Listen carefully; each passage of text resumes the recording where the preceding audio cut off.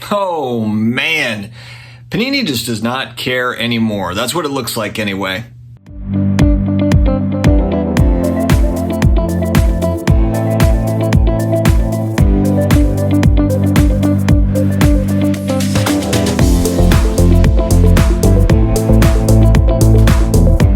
Hello to all my sports card collectors, investors, all of my collectibles friends. We are back again. It is another day. It is another card video, maybe two for the day. I'm not sure if this is one or two. I've lost track.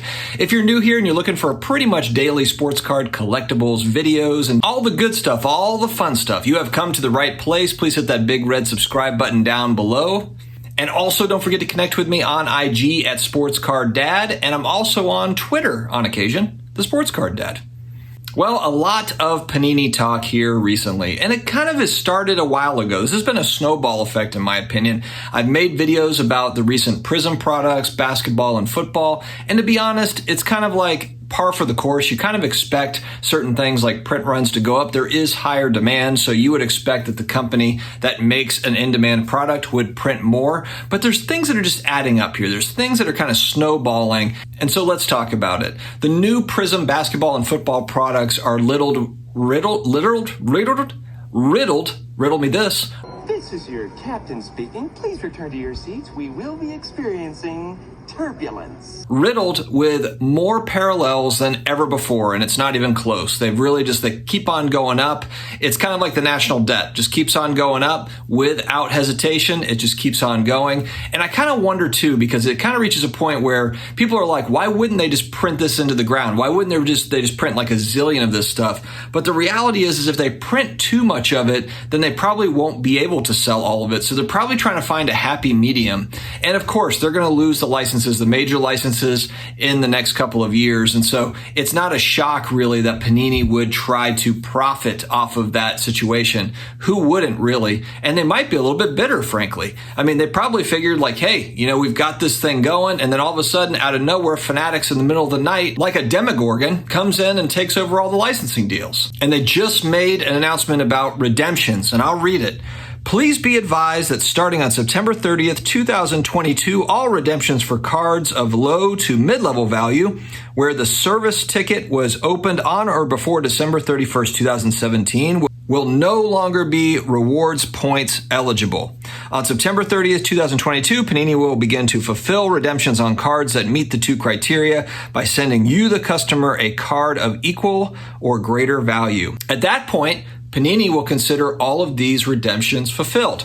Now, I was watching one of my favorite YouTube channels / podcasts, highly underrated. Please go and check them out. It's three guys that are great. It is Mike's Retro Trading Cards YouTube channel and podcast. Just three friends talk about cards, but they really know their stuff and they just nail it. They've got good takes and they come from different backgrounds. It's great. So definitely check out Mike's Retro Trading Cards YouTube channel.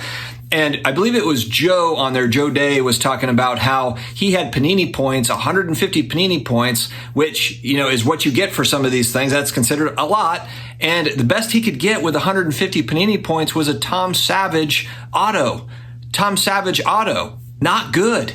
So the whole idea of getting equal or greater value, who's coming up with the values? Who's coming up with that? Is a Tom Savage auto of equal or greater value? I mean, not good. Not good. And so you look at this type of stuff and you're thinking like, all right, this company is trying to get liabilities off their books, redemptions, and they're also trying to boost earnings, obviously, like every company would.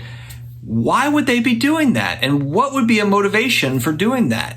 There's been a lot of talk about Panini being acquired. Of course, Fanatics eating everything up. It's like the darkness in the never-ending story. It's kind of how it's going, guys. Just eating up companies. And Panini is right there with a popular brand. And so you have to wonder, and granted, I mean, there's probably some back and forth going on. I have to assume there's been some sort of discussion. I'm turning on the speculation machine here. I have zero inside knowledge of any of this stuff, but a million people have speculated on this. There's not that many hobby companies, frankly. There just isn't. So the idea that Panini might get eaten up by Fanatics kind of makes sense. And then when you look at the fact that maybe they're trying to get some of this stuff off the books and then they're trying to maximize earnings, why would you try to maximize earnings? To sell your company for more or to sell a portion of your company for more, whatever. And I don't know, but you tell me. Oh, and to top it off, A ticket to the frickin' super VIP Panini event at the National is $68,000. $68,000. A Super Bowl ticket is $5,000. Hell, you could probably sit next to Giselle at the Super Bowl for less than $68,000. Oh, but wait. You get 300 silver packs, plus 24 pack assortment of white sparkle packs, which could include, and I'm not even kidding, it says something underneath, there's a bunch of different brands. It could include 2019 draft picks basketball. Well, aren't we fired up? 275 Panini VIP gold packs. I don't know what comes in those. 2 VIP gem boxes. It sounds special. There's only 2 of them.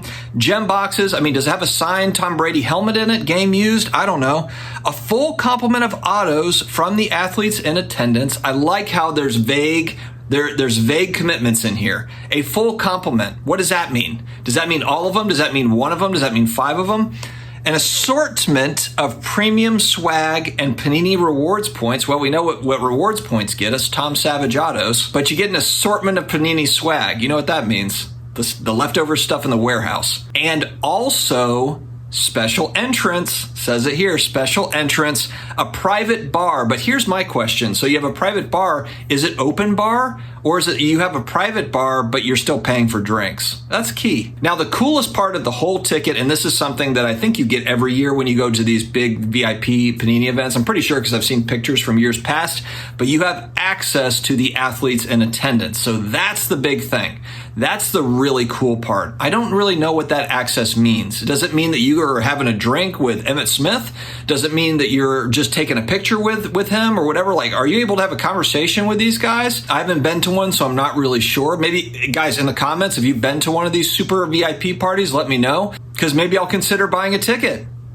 No, I won't. I thought this video would be fun to make just to rib them a little bit. You got to rib them a little bit, right? Let me know your thoughts. Are you a big Panini products person? Are you sad to see them go if they're not acquired? Do you want Fanatics to acquire Panini as far as all the new licensing goes in the next couple of years? Let me know your take on this below. Stay healthy, stay awesome, and I will talk to you again later.